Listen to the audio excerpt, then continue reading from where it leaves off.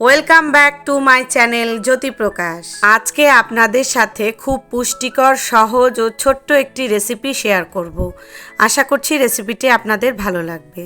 শুরুতেই আমরা সবজিগুলো সব একে একে কেটে নেব।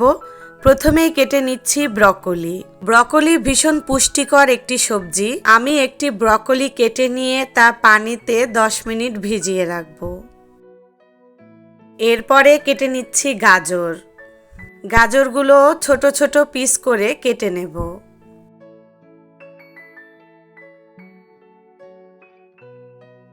সবগুলো গাজর কেটে নেওয়া হয়ে গেলে 4টি আলু খোসা ছাড়িয়ে ছোট পিস করে কেটে নেব।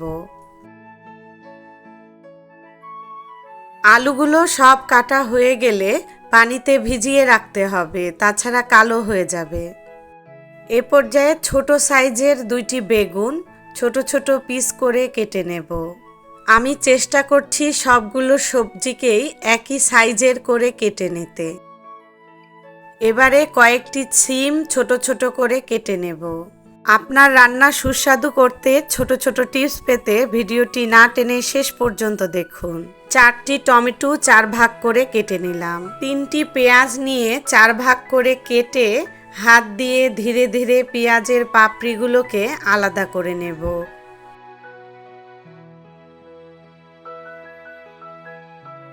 পরিমাণ মতো আদা ও রসুন নিয়ে চাকু দিয়ে ভালো করে কেটে স্লাইস করে নেব।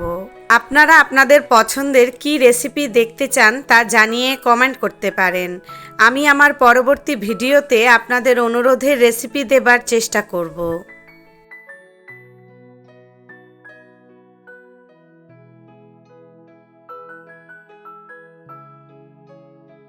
4টি কাঁচামরিচ নিয়ে ছোট টুকরো করে কেটে নেব।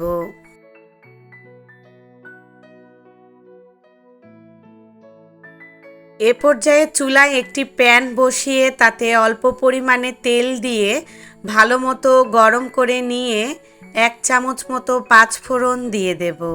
5 ফোড়নগুলোকে হালকা একটু ভেজে নিয়ে পেঁয়াজের পাপড়িগুলো দিয়ে দেব। পাপড়িগুলো হালকা নাড়াচাড়া করে নিয়ে কাঁচামরিচের টুকরোগুলো দিয়ে দেব। আদা রসুনের কুচিগুলো দিয়ে দেব। কিছুক্ষণ ভালো মতো নাড়াচাড়া করে নিয়ে কেটে রাখা গাজরগুলো দিয়ে দেব।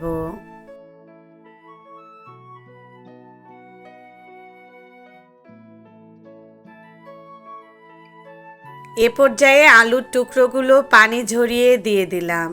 আলু যেহেতু একটু দেরিতে সিদ্ধ হয় তাই আলুগুলোকেই আগে দিলাম। হাফ চামচ হলুদের গুঁড়া ও 1 চামচ লবণ দিয়ে খুব ভালো করে নাড়াচাড়া করে নেব। আলুগুলো উল্টে পাল্টে 2 মিনিট মতো ভেজে নেব। এ পর্যায়ে কেটে রাখা শিম ও টমেটোগুলো দিয়ে দেব। সবজিগুলো সব অল্প আঁচে কিছুক্ষণ ভেজে নিয়ে কেটে রাখা বেগুনগুলো দিয়ে দেব। সাথে দিয়ে দিচ্ছি মটরশুঁটি। এ পর্যায়ে ব্রকলিগুলো পানি ঝরিয়ে দিয়ে দেব। পুরো রান্নাতে আমরা কোনো পানি ব্যবহার করব না। টমেটো থেকে যে পানিটা বের হবে সেই পানিতেই সবজিগুলো সব সুসিদ্ধ হয়ে যাবে। সবচেয়ে বড় কথা হলো আমরা সবজিগুলোকে সিদ্ধ করে একেবারে গলিয়ে ফেলবো না। আমি টমেটোর টকটাকে ব্যালেন্স করে সবজিতে একটি মিষ্টি টেস্ট আনার জন্য 1 চামচ চিনি দিয়ে দিলাম। সাথে 1 চামচ গরম মশলার গুঁড়া দিয়ে খুব ভালো করে নাড়াচাড়া করে নেব। লো ফ্লেমে কিছুক্ষণের জন্য ঢাকনা দিয়ে ঢেকে রান্না করে নেব।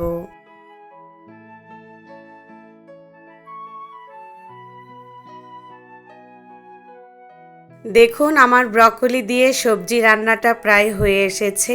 এ পর্যায়ে পরিবেশন করে দেখাবো। আপনারা সবজিটার কালার এবং টেক্সচার দেখেই বুঝতে পারছেন সবজিটা কতটা স্বাদের হয়েছে। ছোট ছোট টিপস সহ এমন আরও রেসিপি পেতে চ্যানেলটি সাবস্ক্রাইব করে পাশে থাকা বেল বাটনটি বাজিয়ে দিন। লাইক, কমেন্ট, শেয়ার করে যুক্ত থাকুন। ধন্যবাদ।